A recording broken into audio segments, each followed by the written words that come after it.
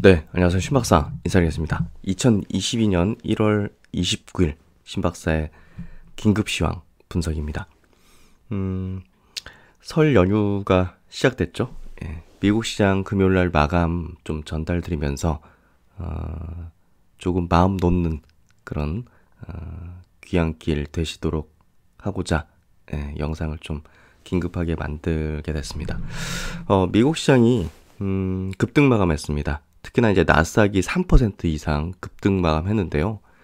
사실 어느 정도 좀 상승이 예상됐던 부분이 애플 이제 나스닥 시총 1위 애플이 이제 실적이 굉장히 좋게 나오면서 시간 외로도 사실 한 5, 6% 이제 급등하고 있었죠. 근데 나스닥 전체 지수 자체가 후반부에 굉장히 급등 마감하면서 어느 정도 조정의 어떤 마무리 국면을 얘기를 해줬고, 또 한국 시장도 이제 그 반등 마감했기 때문에 거기에 연결돼서 미국 시장까지 이렇게 또 급등 마감했다는 거는 어느 정도 매물 소화 과정이 되었다는 거고, 또 이제 이번에 조정이었던 일단락이 좀 되었다는 시그널들을 확률적으로 높게 제공해줬다고 볼 수 있을 것 같습니다. 구체적인 내용들을 한번 들어가서 한번 보도록 하죠. 미국 마감 보면요, 나스닥 증시가 3.1% 마감했습니다. 급반등했죠. 예. 최근에 이제 3일 연속으로 음봉이 나왔었어요. 올라가다 밀리고 올라가다 밀리고, 그렇죠?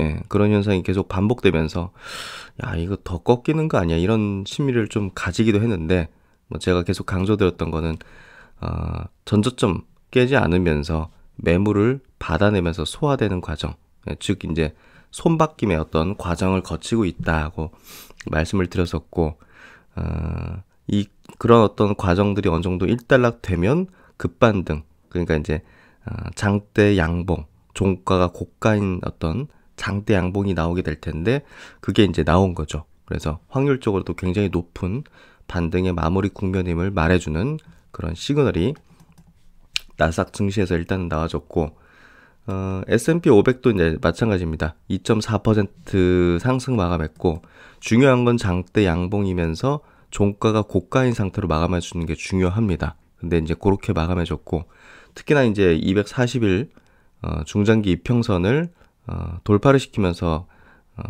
마감을 시켰다는 거는 굉장히 중요한 시그널, 그리고 조정을 일단시켰다는 어떤 시그널로서 확률이 굉장히 높습니다. 다우지수도 마찬가지로 종가가 고가인 상태로 마감을 해줬어요. 1.6% 상승 마감했고요.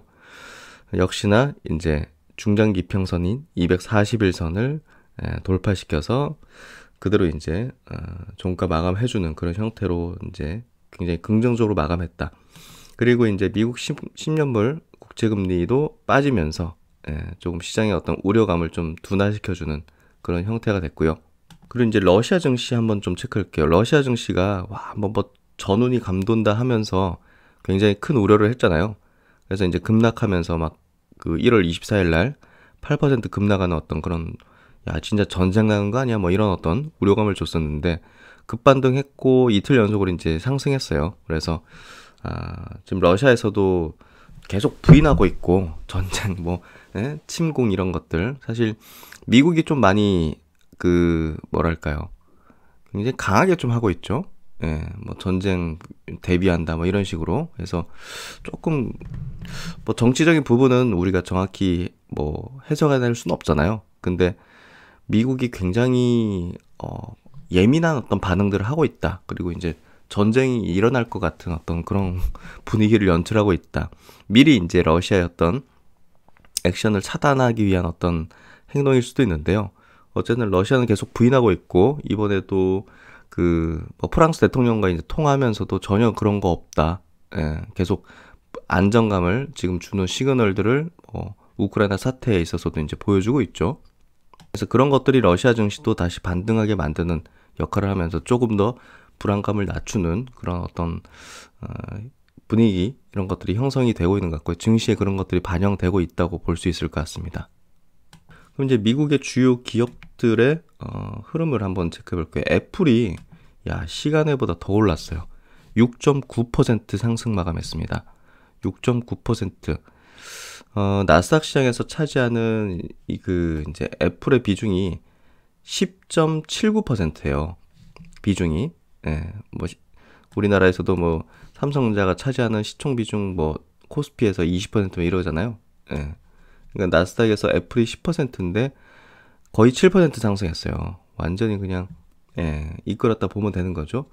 그리고 이제 장 중반까지는 나스닥의 다른 종목들은 크게 상승하진 않았는데 애플이 받쳐주면서 이제 시장의 안동함을 좀 주기 시작한 거죠. 그러다 보니까 막판에 그리고 어느 정도 물량 소화됐다는 어떤 시그널들이 나오면서 마이크로소프트, 아마존, 뭐 테슬라까지 계속 보합권 유지하다가 2, 3% 상승으로 마감시키는 그런 형태가 됐고요. 구글도 이제 알파벳 구글도 3% 상승, 페이스북 메타 플랫폼도 2.4% 상승했고 엔비디아도 최근에 조정이 굉장히 깊었는데 4% 상승, 오도비도 5% 상승해줬고 그 마이크론 테크놀로지도 보시면 그래도 반등에 좀 성공하는 흐름을 좀 보였습니다. 제가 좀 중요하게 본 상승 종목 중에서는요, 비자하고 마스터카드가 있습니다. 예, 비자와 마스터카드가 실적이 나왔는데 굉장히 서프라이즈가 났어요. 그래서 이제 뭐 소비잖아요. 미국이 돌아가는 어떤 경제 자체가 소비지 않습니까? 예, 그 소비에 대한 부분이 마주 이제 긍정적이구나 하는 것들을 시그널을 줬고 비자 마스터카드의 어떤 상승, 급등 그리고 실적에 서프라이즈 하는 거는 굉장히 중요한 어떤 시장의 안도감을 좀 줬다. 이렇게 좀 해석을 할 수 있을 것 같습니다. 근데 이제 코스피 야간 선물 있죠? 코스피 200 야간 선물은 뭐 미국 시장만큼 그렇게 급등하거나 그러진 않았어요. 예, 보시면 0.07% 하락이니까 이제 그냥 보합 정도 마감했다고 볼 수 있는데요. 우리나라 시장은 미리 이제 미국 시장에 앞서서 반등을 이뤘기 때문에 야간 선물까지 이제 급등하는 패턴은 아니었지만 중요한 건 그거예요. 이 조정이 좀 전체적으로 글로벌 시장 전체적으로 일단락이 됐구나. 불안감이 조금 거의 소멸된 어떤 구간까지 왔구나. 뭐 그런 것들을 통해서 이제 뭐 국내 시장이 더 급락한다든지 부정적인 어떤 뭐 흐름으로 간다든지 이런 것들은 좀 일단락 됐을 가능성이 매우 높다고 이 정도로 좀 해석하면 될 것 같고 뭐 당장 이제 뭐 다음 주 우리나라 시장이 열렸을 때 뭐 급등하거나 그러진 않을 수도 있겠지만 더 이상 이제 급락까지는 좀 쉽진 않을 것이다. 이 정도로 좀 우리가 해석하면 될 것 같아요. 그리고 이제 중요한 건 또 이제 미국의 그 공포지수로 불리는 빅스 지수가 9% 급락했다는 겁니다. 그래서 시장의 어떤 불안감이 좀 해소되는 그런 것들을 이제 지표로서 좀 보여줬고 사실 최근 이 전 고점 때까지 상당히 올라왔고 또 코로나 때가 이렇게 이제 65까지 올랐을 때죠. 요때 이후로 이거 최대로 올라가는 거 아니야 하는 그런 불안감이 엄습했었는데 한풀 꺾이면서 시장에도 좀 안도감을 주는 형태가 좀 됐다고 볼 수 있을 것 같고요. 어제 있었던 미국 시장에서 중요한 어떤 발표가 있었는데요. 이제 페드가 가장 선호한다는 그 물가 지표가 있어요. 근원 이제 그 물가 지표인데 근원 PC 이제 물가 지표인데 이게 이제 뭐냐면 그 변동성이 큰 월간의 어떤 변동성이 큰 뭐 그 에너지라든지 식료품 같은 거 그걸 이제 제외한 그런 품목을 제외한 이제 물가 지표인데 요게 이제 그 컨센서스가 한 4.8%거든요. 그러니까 전년비입니다. YOY니까 전년비 이제 얼마나 이제 오르고 내렸는가 그건데 컨센서스 4.8 대비해서 더 높았어요. 시장 예상보다 더 높은 4.9 증가한 거죠. 작년 대비해서. 그래서 이제 전월 대비해서 전월 4.7% 대비해서 더 올랐고 해서 좀 우려감을 낳은 거죠. 물가가 사상 최대로 이렇게 또 오르네. 이런 식의 이제 기사가 돌고 하다 보니까 뭐 애플이 이제 굉장히 좋은 실적으로 급등 이제 하고 있었지만 다른 종목들은 밋밋했던 거죠. 그리고 개인 소비 지출이라 불리는 지표 자체도 5.8% 급등으로 이제 상당히 82년 이후로 가장 높은 수치라고 해요. 그래서 그런 부분이 좀 시장에 약간 좀 우려감을 줬는데 근데 이제 중요한 거는 지난 거잖아요. 12월 겁니다. 12월 거. 그래서 어떻게 보면 시장에 주는 어떤 파급력, 영향 자체가 어떻게 보면 이제 그렇게 지속 가능하진 않죠. 지난 거니까. 미래가 중요한 거고. 특히나 이제 물가라든지 금리 부분 보다 훨씬 더 실적이 좋아버리면 사실 시장이 꺾일 이유는 전혀 없는 거거든요. 그래서 그런 부분이 점차적으로 이제 다른 기업들 실적이 발표가 나오면서 좀 안도하는 그런 심리가 좀 작용했던 것 같고요. 일단은 뭐 기사 보면 관련 기사 보면 애플이 가장 임팩트 컸어요.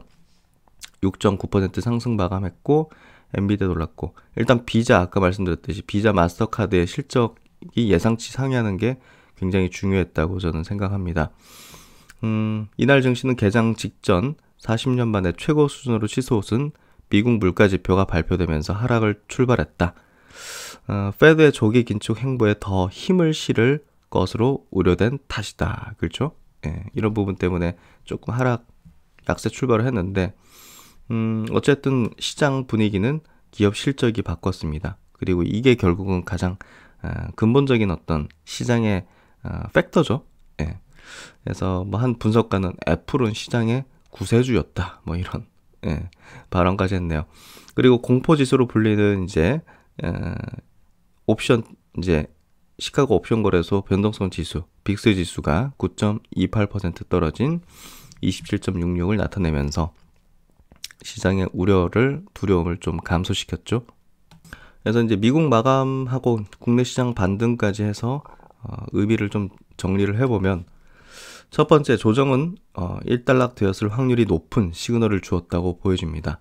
그리고 연준이 우려하는 것은 물가 상승에 이은 이제 노동 비용 상승이라는 이 2차 인플레 우려가 두려운 거죠. 큰 거죠.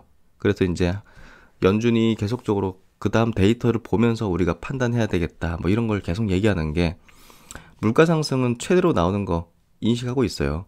근데 노동비용 상승까지 연결되면 이게 굉장히 심각하니까 급진적으로 정말 브레이크를 걸어야 되거든요. 근데 이제 코로나의 어떤 추이가 이거에 영향을 미칠 거라는 거죠. 지금 오미크론이 확산이 너무 심하고 막 그랬었기 때문에 노동시장으로 이렇게 어떻게 보면 들어오려다 멈춘 어떤 사람들이 많고, 여기에 따라서 약간 수급 불균형 때문에 이 임금 상승이 좀 벌어지는 부분들도 컸던 건데, 사실 오미크론이 좀 둔화되고 이렇게 코로나가 이제 가시게 되면 결국 이제 그 사람들이 많이 이제 노동시장으로 들어올 거고, 거기에 따라서 노동비용에 대한 상승 우려도 조금 낮춰질 거고, 그러면 2차 인플레에 대한 우려가 감소하게 되면서 연준이 굉장히 급진적으로 하려고 했던 것들을 조금 이제 감소시킬 수도 있는 거죠. 그래서 최근에 코로나 확진 감소세가 뚜렷하게 나오고 있는 부분들, 미국에서 이런 부분들도 조금 긍정적인 부분으로 볼 수도 있겠죠. 그리고 이제 금리 인상이 주식을 하락시키는 게 아니라 기업들의 실적이 둔화되면 경제는 꺾이는 것이고 시장도 꺾이는 거죠. 근데 이제 미국 주요 기업들 실적이 문제 없다는 것이 증명이 되고 있잖아요. 그러면 시장은 안도를 하는 거죠. 네 번째, 공포지수 급락으로 시장에 만연한 불안 심리가 한풀 꺾인 걸로 판단해 볼 수 있는 것도 매우 중요했던 요소인 것 같습니다. 그래서 이런 어떤 내용들을 살펴봤을 때 조금은 마음을 내려놓으실 수 있는 그런 귀향길이 되시지 않을까 하는 생각이 들고, 그런 내용을 좀 알려드리고자 긴급하게 미국장 마감에 대한 포인트를 좀 짚어드려 봤습니다. 어제 이제 누가 좀 보내준 자료인데, 이게 3프로TV에 출연했던 분이신 것 같아요. 이현투자자문 박성진 대표님이라는 분이 계신 것 같은데, 했던 발언을 정리한 내용입니다.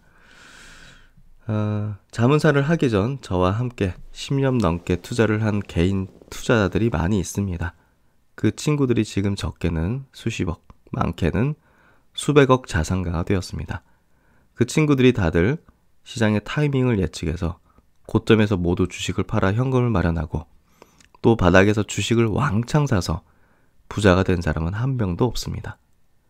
폭락 전 주식을 100% 채운 후에 폭락을 맞이했습니다.